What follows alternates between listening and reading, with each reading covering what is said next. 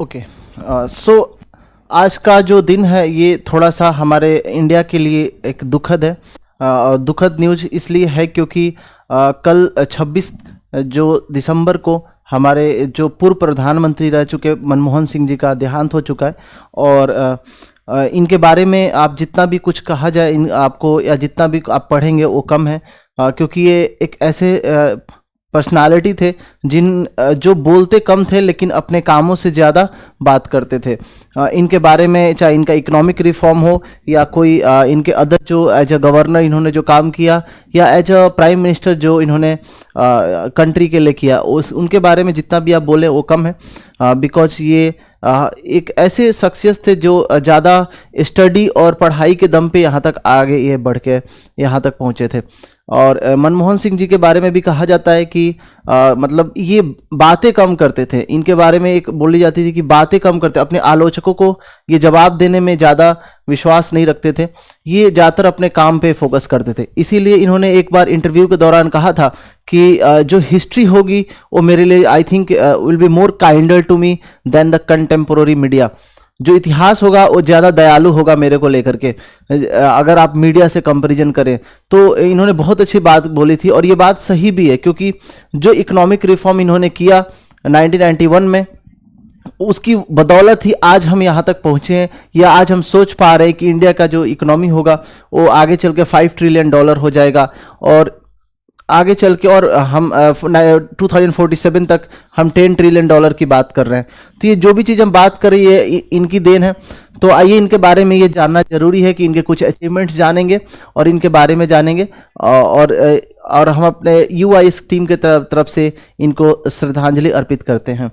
चलिए, तो इनका जो जन्म होता है वो 26 सितंबर 1932 को गह एक जगह है पंजाब, जो कि उस समय ब्रिटिश इंडिया में आता था। अभी करेंटली वो कहाँ पे, पाकिस्तान में है।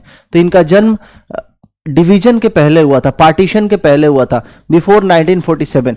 तो ये बात आपके लिए बहुत महत्वपूर्ण है जानना कि ये पार्टीशन के पहले इनका जन्म हुआ था, वो भी 1932, जो आज का करंट पाकिस्तान है, जो पंजाब रीजन वाला पाकिस्तान है। ठीक है, एक पंजाबी फैमिली से ये बिलोंग करते थे। बहुत ही यंग एज में इनकी माँ का देहांत होता है, और उसके बाद से इनका पालन पोषण जो करती हैं वो इनकी ग्रैंड मदर करती हैं। सो आगे देखते हैं। Doctor Singh was a highly regarded economist and statesman. इनको एक बेहतर इकोनॉमिस्ट के तौर पे जाना जाता है। दुनिया में इनके इकोनॉमिक पॉलिसी हो या इनके इकोनॉमिक जो सजेशंस थे उसको बहुत अप्रिशिएट किया जाता था। डॉक्टर रघुराम राजन जो हमारे पूर्व गवर्नर भी रह चुके हैं RBI के, उन्होंने भी काफ़ी इनके बारे में इनकी तारीफ की थी। इनके जो पॉलिसीज़ के जो एज एडवाइस के तौर पे जब वो काम करते थे। उसके अलावा इसमें देखिएगा कि ये इंडिया के 13th प्राइम मिनिस्टर रह चुके, 13वें प्राइम मिनिस्टर रह चुके, और ये इंडिया के 4th ऐसे प्राइम मिनिस्टर हैं जिन्होंने सबसे लंबे दौर तक इंडिया के लिए प्राइम मिनिस्टर के पोजीशन को संभाल रखा था। तो ये आपके लिए जानना जरूरी है। तो ये कब से कब रहे थे? 2004 में ये प्राइम मिनिस्टर बनते हैं और 2014 तक ये प्राइम मिनिस्टर के पोस्ट पे रहते हैं। He also held the position of A finance minister during the early 1990s।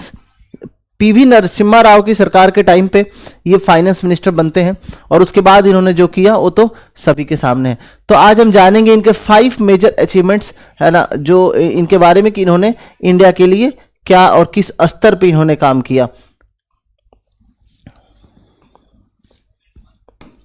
चलिए, तो अगर देखेंगे तो doctor Manmohan Singh tenure as a finance minister in 1991 and later as prime minister was marked by the transformative economic reforms.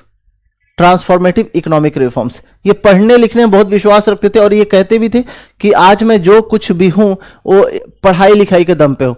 तो इसलिए ये सबके लिए एक प्रेरणा की भी बात है कि हम सबको इस बात पे ध्यान देना चाहिए कि स्टडी कितना इंपॉर्टेंट है, सब्जेक्ट्स के बारे में हमारी जो पढ़ाई लिखाई है वो कितनी जरूरी है, और ये कितना महत्वपूर्ण है हमारे जीवन में।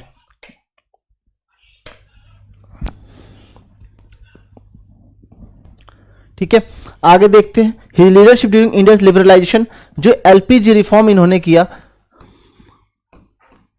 लिबरलाइजेशन, प्राइवेटाइजेशन एंड ग्लोबलाइजेशन, ये अपने आप में एक मेजर इंडिया के लिए कह सकते हैं कि ये बहुत साल पहले ही हो जाना चाहिए था। हमने अपनी इकोनॉमी को बहुत लेट से ओपन किया था, बट हो सकता है कि ये मनमोहन सिंह जी के द्वारा जो किया गया, इन्हीं के हाथ से ये होना था, आप ये कह सकते हैं। एक ऑल्दो ये डिसीजन बहुत लेट लिया गया था, बट स्टिल आज अगर हम देखेंगे तो इसके बदौलत आज हम कहाँ हैं ये आप सबको पता है। Leadership during liberalisation process unleashed market forces, attracting foreign investment, reducing government controls and significantly boosting the country's economic growth.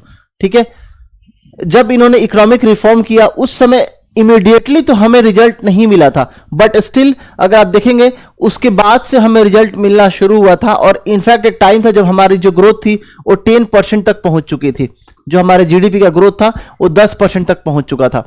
तो ये आपके लिए जानना जरूरी है। With GDP growth rate reaching a historic high of 10.03 in 2010-11, marking the highest post independence growth. ये हमारे India के लिए हाईएस्ट पोस्ट इंडिपेंडेंस ग्रोथ था।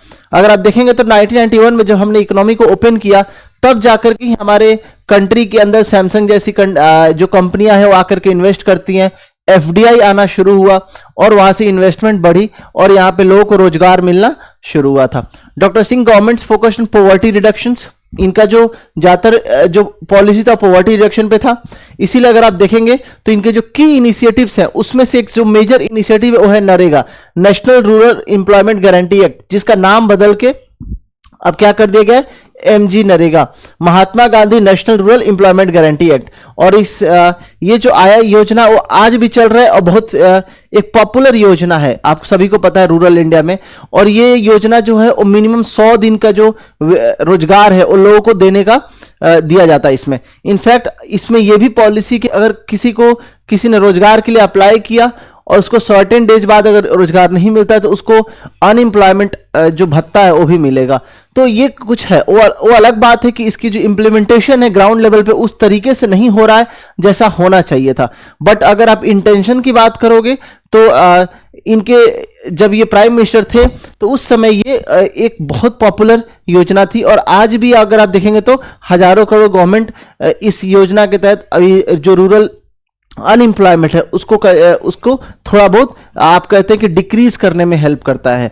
अगर आप साउथ इंडिया में जाएंगे तो बहुत सारे जो रूरल इंडिया के अंदर जो प्रोजेक्ट्स हैं वो इसी के थ्रू बना हुआ है, एमजी नरेगा के थ्रू। ठीक है, additionally the government launch several other social welfare programmes improving health care, education and rural infrastructure. तो ये सारा कुछ इनका कंट्रीब्यूशन कुछ किसी एक पार्टिकुलर फील्ड में नहीं था, बट ओवरऑल अगर आप देखेंगे तो मनमोहन सिंह जी का जो ओवरऑल कंट्रीब्यूशन था, उनका एक और जो सबसे इंपॉर्टेंट फोकस था वो था इकोनॉमी, कि इंडिया के इकोनॉमी को स्ट्रेंथन करना, इंडिया के इकोनॉमी को चाइना से बेहतर बनाना, इंडिया के इकोनॉमी को वर्ल्ड लेवल पे ले जाकर के खड़ा करना, जहां से इंडिया हर इंडियंस का जो फ्यूचर हो वो ब्राइट रहे।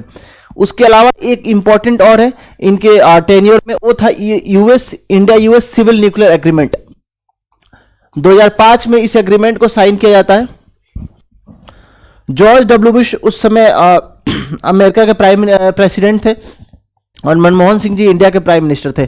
और ये एक वन ऑफ द मेजर आप कह सकते हैं कि हमारा डील था। क्यों? इसका वजह क्या था कि इंटरनेशनल फोरम पे ये इंडिया के लिए एक इमेज कह सकते हैं की बात थी। उसके इंडिया की जो नाम है इंटरनेशनल लेवल पे एक तरीके से लोगों ने समझा कि अब इंडिया भी न्यूक्लियर डील कर रहा है अमेरिका के साथ, तो बाकी कंट्रीज ने भी क्या किया, इंपॉर्टेंस देना शुरू कर दिया। और इसकी ये इंपॉर्टेंट क्यों हो गया?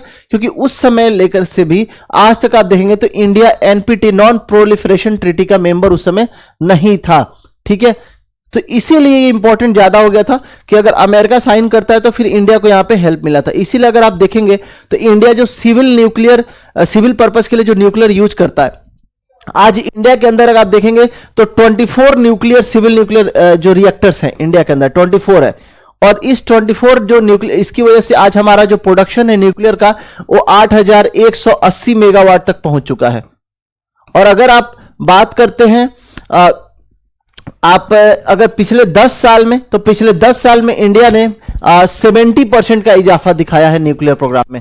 तो ये आपके लिए वाइटल है इंफॉर्मेशन समझना कि ये ट्रीटी हमारे लिए कितना इंपॉर्टेंट था। ठीक है, ये this agreement elevated India international status, हमारे स्टेटस को स्ट्रेंथन किया है ना, and it's strategic partnership with the United states and help ensure energy security for the country. कोई भी देश तब तक डेवलप नहीं हो सकता जब तक उसकी एनर्जी का जो एनर्जी सिक्योरिटी है वो एक तरीके से उसके पास, उसको पता ही नहीं कि उसका एनर्जी कहां से आ रहा है। एग्जांपल ले लो, अगर आप पाकिस्तान का या श्रीलंका का, इनका एनर्जी पे इनका जो डिपेंडेंस है वो बहुत ज्यादा किस पे है? कोयले के ऊपर है। हमने क्या किया, हमें सेल्फ डिपेंडेंट बनना है। आज भी अगर इंडिया को देखोगे तो मेजर कोयले का उत्पादन तो हम करते हैं। आज भी हमारे कंट्री के अंदर 70% जो उत्पादन है वो कोयले से होता है, ठीक है। उसके बावजूद अगर आप देखोगे तो हमने काफी ज्यादा उछाल दिखाया है किसमें? न्यूक्लियर एनर्जी में। क्यों? बिकॉज यहां पे सेल्फ डिपेंडेंट होने की हम कोशिश कर रहे हैं, ठीक है। तो ये चीज आपको समझना है कि ये डील कितना महत्वपूर्ण था। उसके अलावा in 2005 the Manmohan Singh government pass the right to information act. ये एक इंपॉर्टेंट एक्ट है। आज भी आपको मालूम है कि जितने भी इंफॉर्मेशन गवर्नमेंट के थ्रू लिया जाता है इसी एक्ट के तहत लिया जाता है। आप जब भी अप्लाई करते हो यहां से इंफॉर्मेशन आती है कि सरकार के अंदर कितने खर्चा हो रहा है, कितना एक्सपेंडिचर हो रहा है, सो ये वहां से आता है। तो ये एक लैंडमार्क लेजिस्लेशन था that empowered citizen to access information from the government. ये एक मेजर, डेमोक्रेसी को कहना और डेमोक्रेसी को इंप्लीमेंट करना दूसरी बात होती है। यहां पे एक ट्रू सेंस में डेमोक्रेटिक ये अप्रोच था, जहां से एक आम आदमी भी एक सरकार से क्या कर सकता है? इंफॉर्मेशन मांग सकता है। वो कैसे मांगेगा? आरटीआई के थ्रू।